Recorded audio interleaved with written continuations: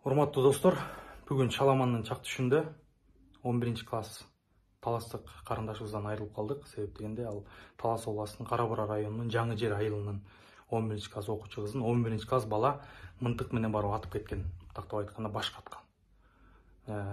Кыз жигит болуп алуу сунушун таштаган, отказ кылганда атып кеткен. Бул маалыматты ошо жанында күбө катары жандагы бала айтып берген.